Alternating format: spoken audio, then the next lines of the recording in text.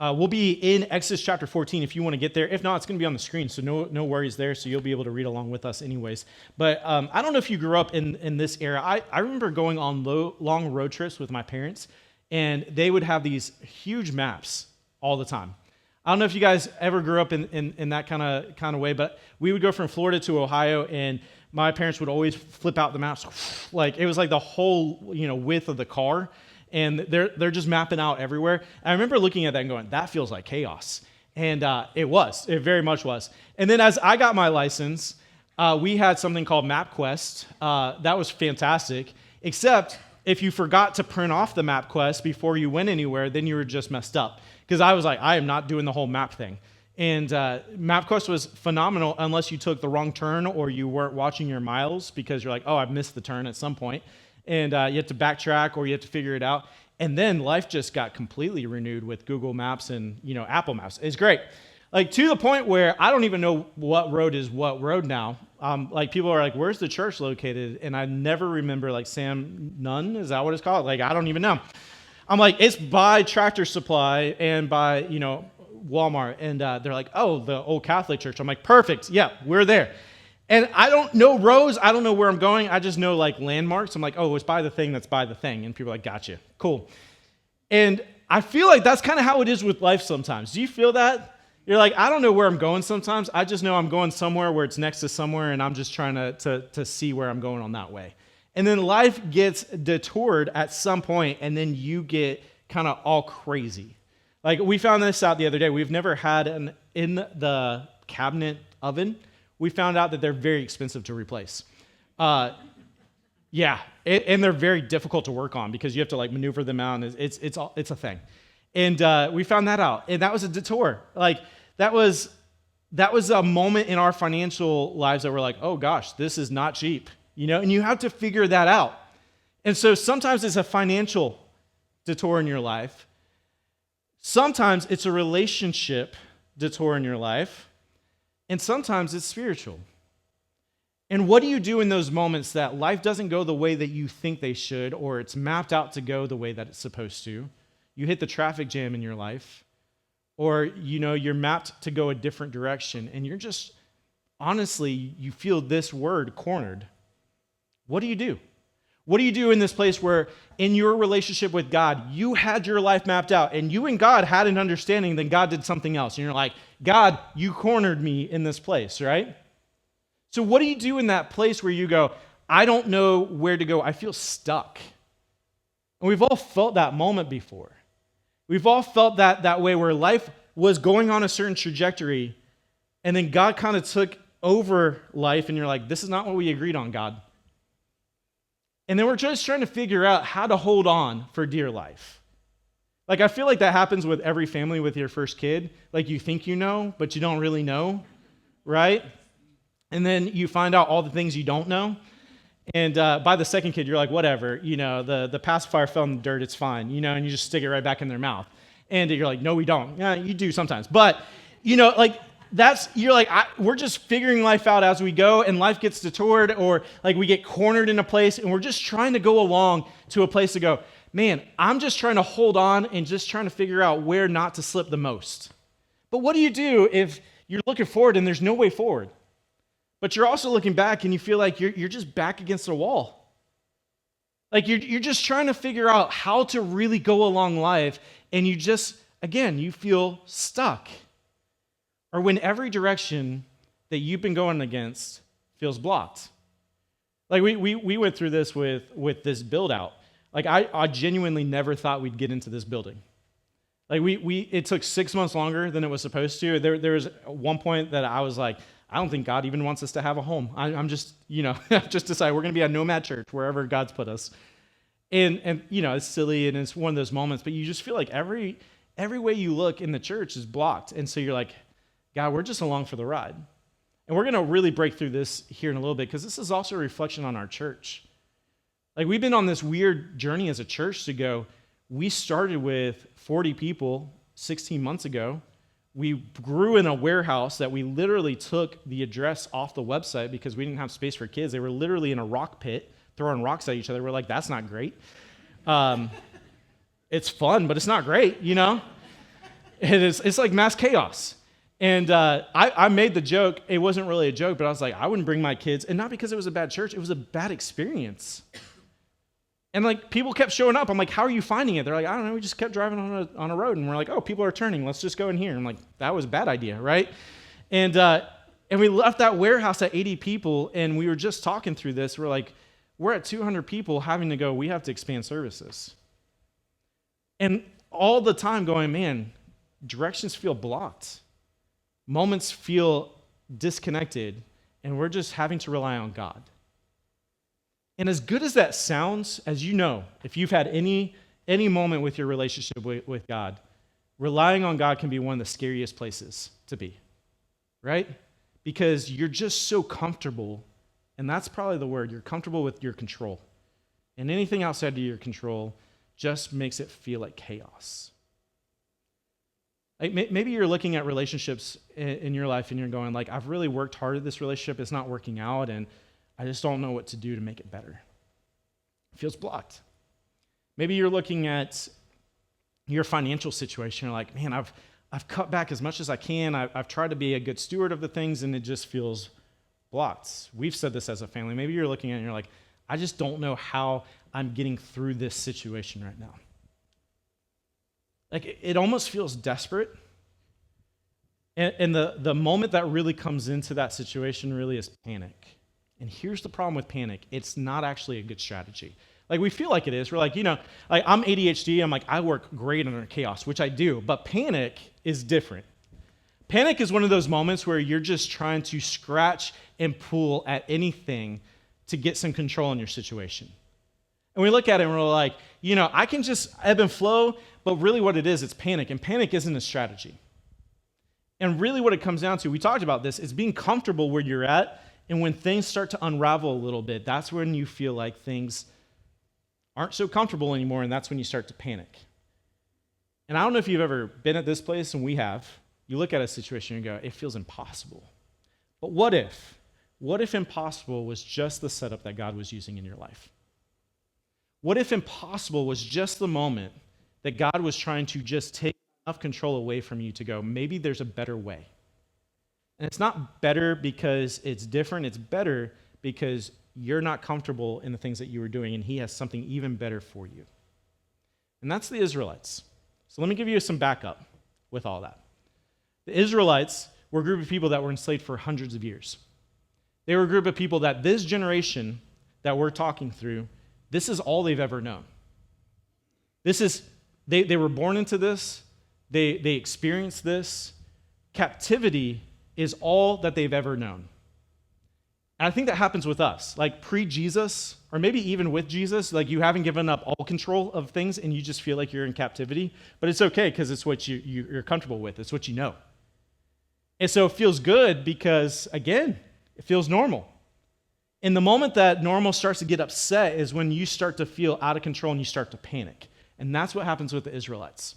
So Moses comes through, and you probably know the 10 plagues, or at least you saw the movie as a kid, the cartoon, and it was awesome.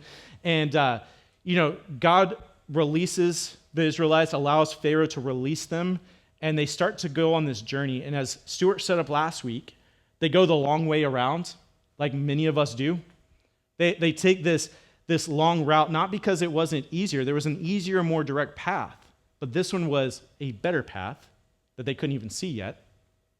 And then they're kind of pushed into this moment where they're seeing what's in front of them, and that's a dead end, and they're seeing what's behind them, and that feels crushing, and they just go, what do we do?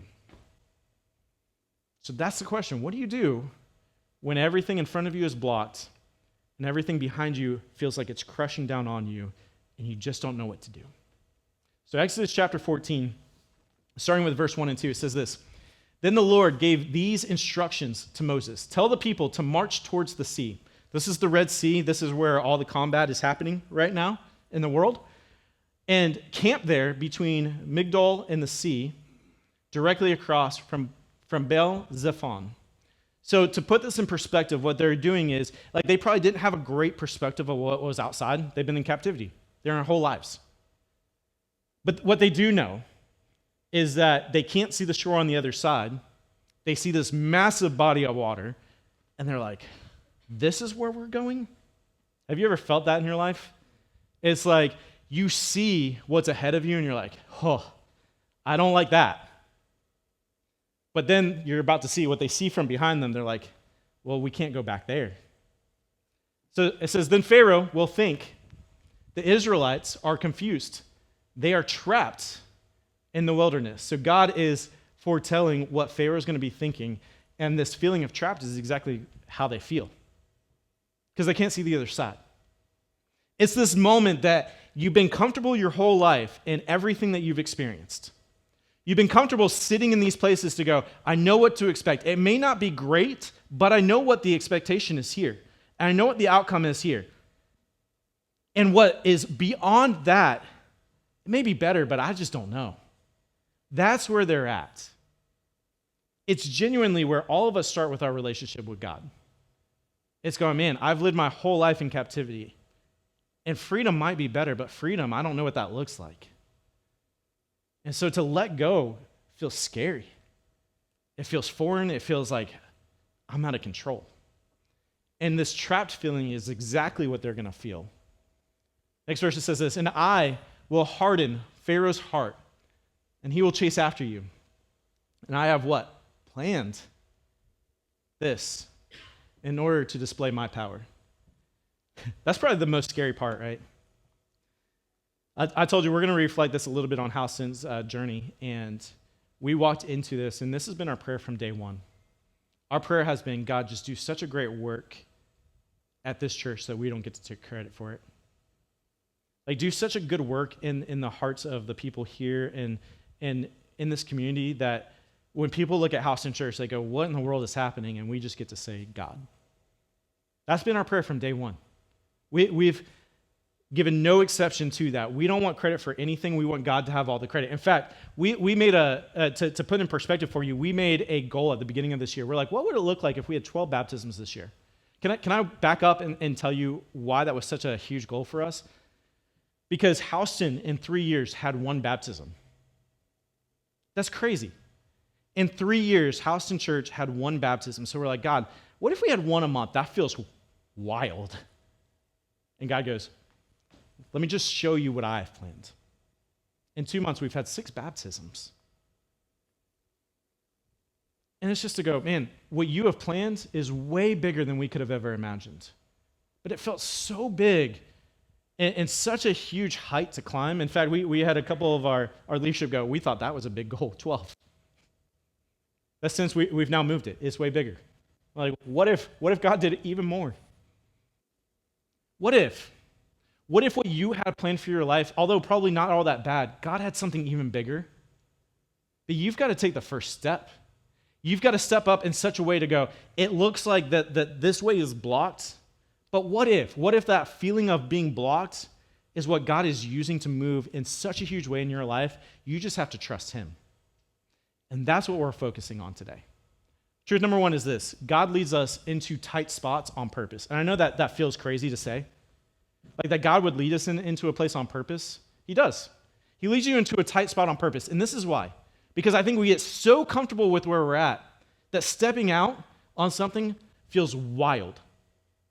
Like, looking into this building, we're like, oh, that should last us for a while. And as we're going to talk about in a little bit later, we're like, holy cow, we're having to figure out what multiple services look like.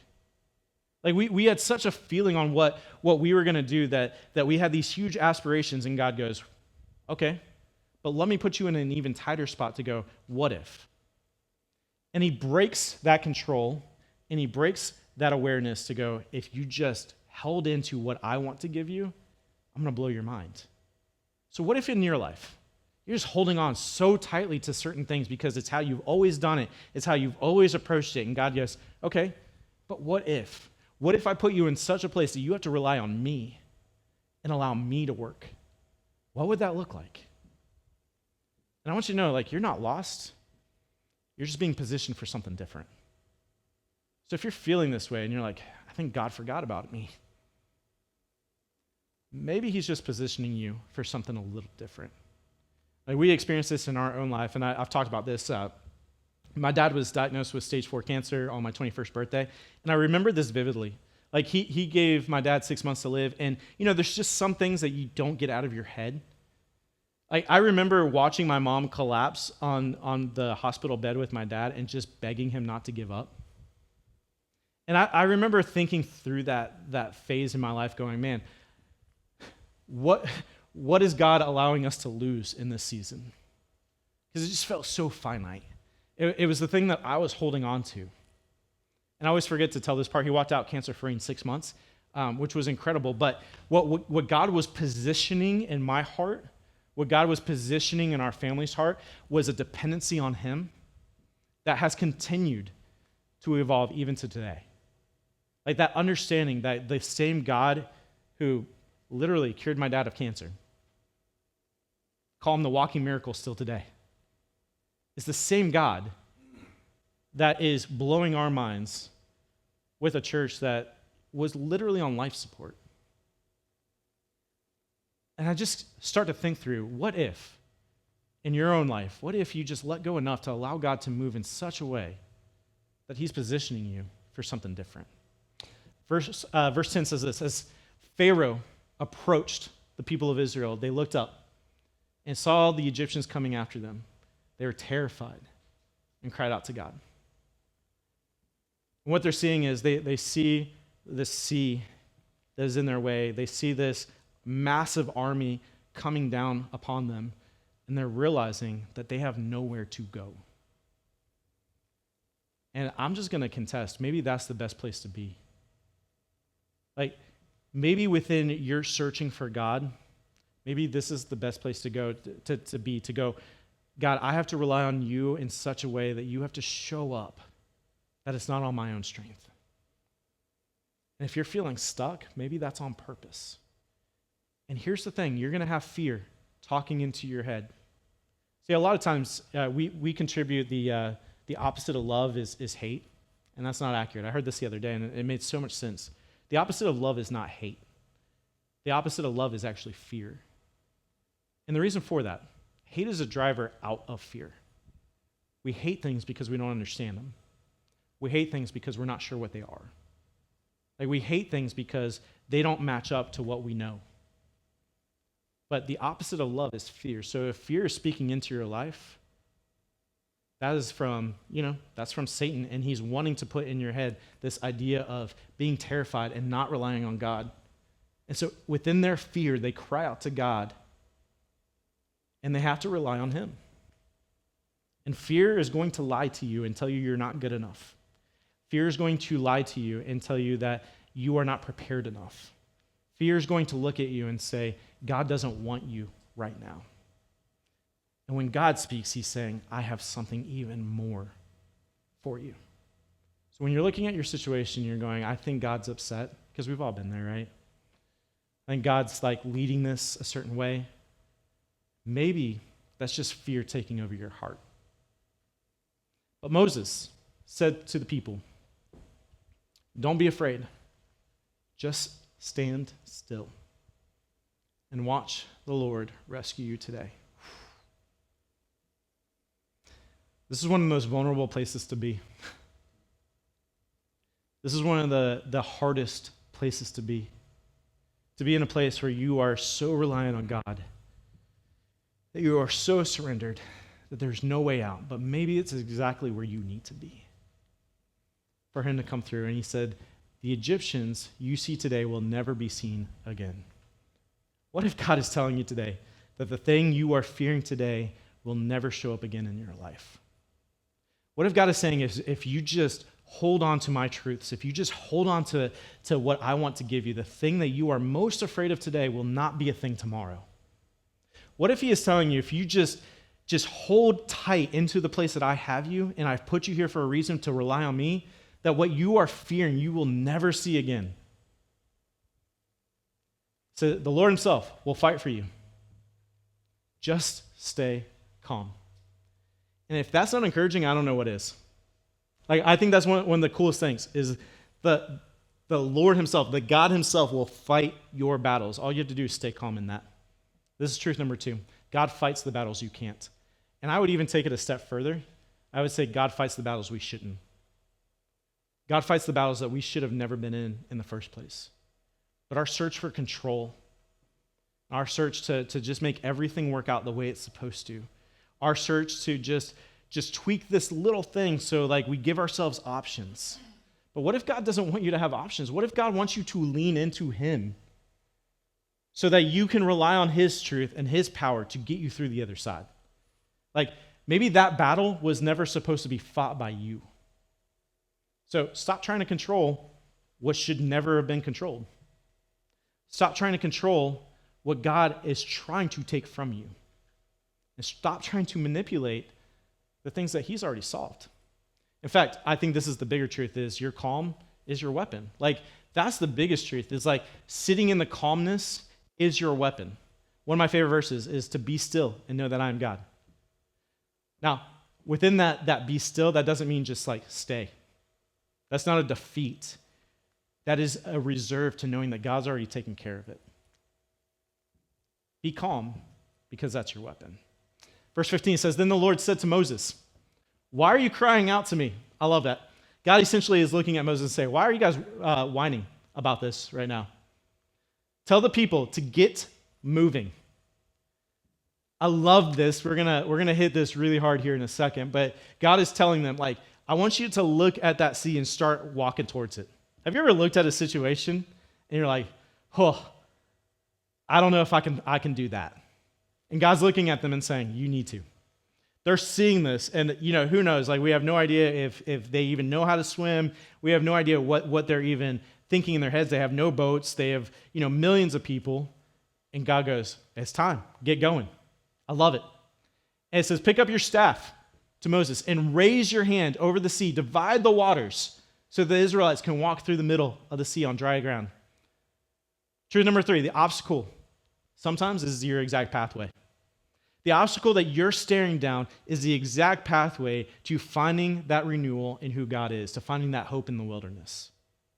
Because when you start walking through that pathway, when you start owning who God is in your life, you start seeing things in a different way. Verse 21, it says this, Then Moses raised his hand over the sea, and the Lord opened a path through the water with a strong east wind. The wind blew all night, turning the seabed to dry land. Man, what a sight that would have been. Like, could you imagine? Like, we've never seen anything like this before. And could you imagine the Israelites walking into this and just the water's just parting? And I just look at our lives and I go, man, what are we so afraid of when the God of the universe, who can literally part oceans, and we're just worried about the things that we want to control? The situation that we're not happy with how it landed, the feeling that we don't have a way out. Maybe it's not that we need more control, maybe we need more faith. So the people of Israel walked through the middle of the sea on dry ground with the walls of the water on each side. I want you to imagine this. Could you imagine, like, it's dry ground and you literally saw all this water just part in front of you? It's got to be a mixture of awe and terrified, right? Like this mountain of water on both sides, and you're just walking through. And if our God can do that, man, why are we so afraid of the obstacles that we face on a daily basis? If our God can do that, what are we holding back from?